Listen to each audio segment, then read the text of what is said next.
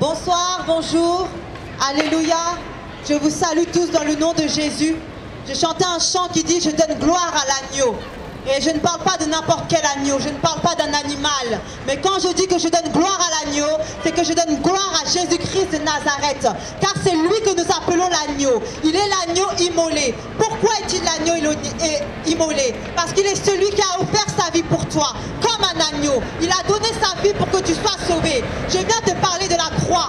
La Bible dit que la prédication de la croix est une folie pour ceux qui périssent. Mais pour nous qui sommes sauvés, c'est une puissance de Dieu. Et je viens t'annoncer ce qu'est la croix. Car la croix, la puissance de la croix peut se manifester dans ta vie aujourd'hui. Car si tu te sentais condamné, si tu te sentais rejeté, s'il y avait un joug sur ta vie, si tu vivais des choses sans trouver la solution, si tu ne voyais pas le chemin, si tu étais dans le noir, si tu étais embrouillé, je viens t'annoncer que toutes ces choses ont été vaincues sur la croix de Golgotha. Jésus n'a pas été crucifié de par les hommes, mais c'est lui-même qui a offert sa vie. Parce que la Bible dit que Dieu a tant aimé le monde qu'il a envoyé son Fils unique afin que quiconque croit en lui ne périsse point mais ait la vie éternelle.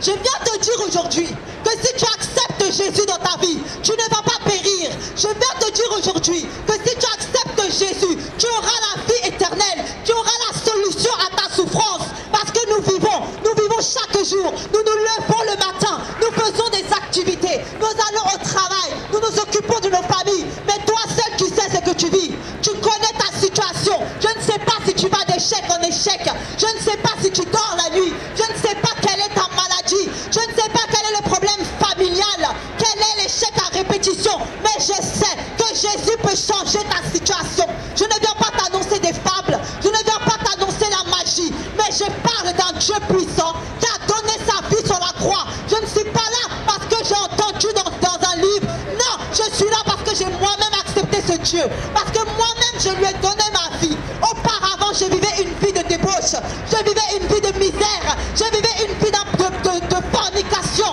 je vivais une vie de n'importe quoi. Je pouvais me jeter dans tous les médicaments que les psychologues m'ont donné, que les médecins m'ont donné. J'ai essayé la drogue, j'ai essayé l'alcool, mais je n'ai pas trouvé la solution. Mais lorsque j'ai rencontré ce Jésus, lorsque j'ai vu de quoi il était capable dans ma vie, bien aimé, ma situation a changé. Tout a changé en moi. Et je le dis aujourd'hui, je parle de lui aujourd'hui, parce que je ne peux pas garder cela secret. Parce que c'est ce qu'il a fait pour moi, je dois te le dire afin qu'il le fasse aussi pour toi. Ça est gratuit. Jésus veut rentrer dans ta vie gratuitement. Il ne te demande rien en retour. Si tu allais voir les voyants, tu as peut-être perdu tout ton argent dans les voyants. Si tu allais chez le marabout, tu as sûrement mis tout ton argent. Si tu allais chez les prostituées, tu as mis tout ton argent. Les médicaments, tu as mis tout ton argent. Mais Jésus veut rentrer dans ta vie gratuitement. Il veut te faire du bien gratuitement.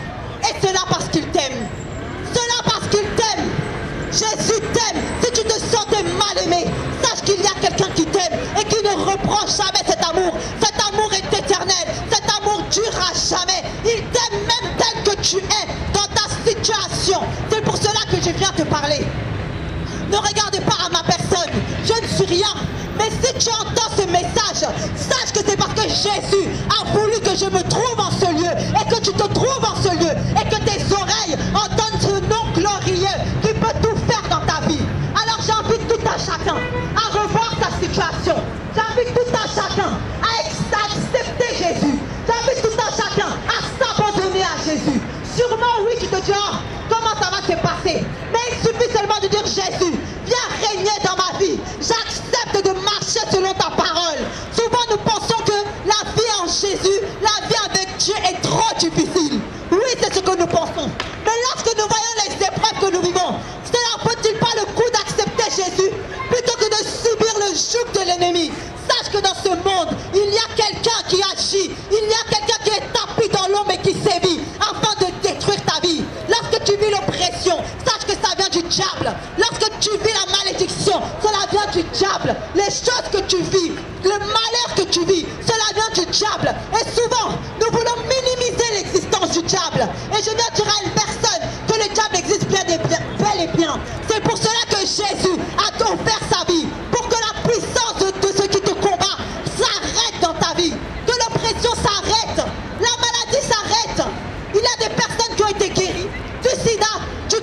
de n'importe quelle maladie, de la dépression, ce qu'il a fait dans le passé ou ce qu'il a fait pour ces personnes, il peut le faire pour toi. Souvent, nous êtres humains, nous nous arrêtons sur des choses minimes et des choses futiles, des choses qui passent. Nous croyons en tout. N'importe quel homme peut nous dire une parole et nous croyons. N'importe quelle femme, n'importe quel médecin, n'importe quel charlatan. Et nous sommes prêts à accepter ces paroles dans nos vies. Mais pourquoi n'acceptes-tu pas la parole de Jésus? Pourquoi ne serais-tu pas Jésus une fois, juste pour voir la différence? Car il y a une différence. Parce que tous ceux-là qui sont venus te donner des solutions, ils n'avaient pas le pouvoir sur ta situation. Ils n'avaient pas le pouvoir sur ta vie. Ils n'avaient pas le pouvoir de t'apporter la vie. La Bible dit que Jésus, il est mort sur la croix, il a été crucifié, mais le troisième jour, il est ressuscité. Bien-aimé, lorsque l'on parle de la croix, lorsque l'on parle de Jésus, on parle aussi de résurrection. Et ta vie qui est au point mort, ta vie qui est au plus bas, sache que tout cela peut ressusciter. Parce que notre Dieu est vivant. Je ne parle pas d'un Dieu qui n'agit pas. Je ne parle pas d'un Dieu qui reste éloigné. Un Dieu qui te donne uniquement des commandements et tu ne vois pas son amour. Mais je te parle de quelqu'un qui veut marcher avec toi dans chaque situation, qui veut te parler à chaque moment, te dire ma fille, mon fils, je suis là. Marche selon mes commandements. Je t'accompagne parce que ces commandements t'emmènent à la gloire. Ces commandements t'emmènent à l'espérance. Jusqu'à quand serons-nous découragés? Jusqu'à quand vivrons-nous comme ça? Non, ce n'est pas possible. Le monde nous propose une vie où nous sommes comme des robots. Nous nous sommes habitués à la misère. Nous sommes habitués à l'instabilité. Nous sommes habitués à la souffrance. Tu n'as pas été créé pour cela. Tu n'as pas été créé pour souffrir. Tu as été créé pour avoir une vie prospère. Et quand je parle de prospérité, la prospérité dans ce que tu entreprends, dans ta vie doit être fertile.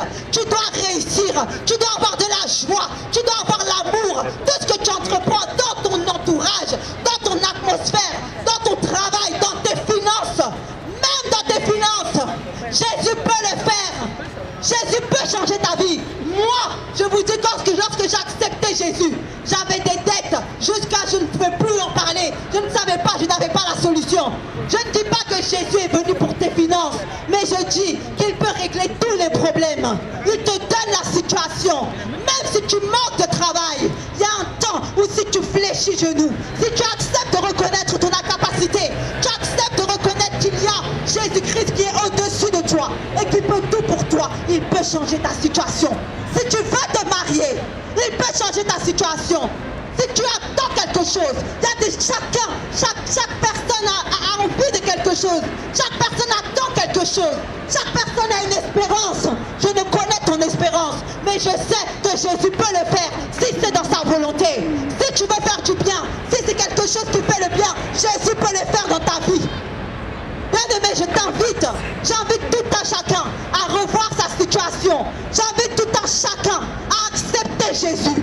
Oui, sûrement tu vas me dire, oui, je suis dans telle religion, je suis dans telle vie, je suis un tel. Ça ne change rien. Il n'est pas venu pour une religion, il n'est pas venu pour un peuple bien précis, mais il est venu pour l'humanité. La Bible parle de l'humanité, il n'est pas venu pour un peuple, il n'est pas venu pour les présidents, il n'est pas venu pour les pauvres. Quel que tu sois, là où tu es, même si tu es le pire des pires, Jésus peut te changer.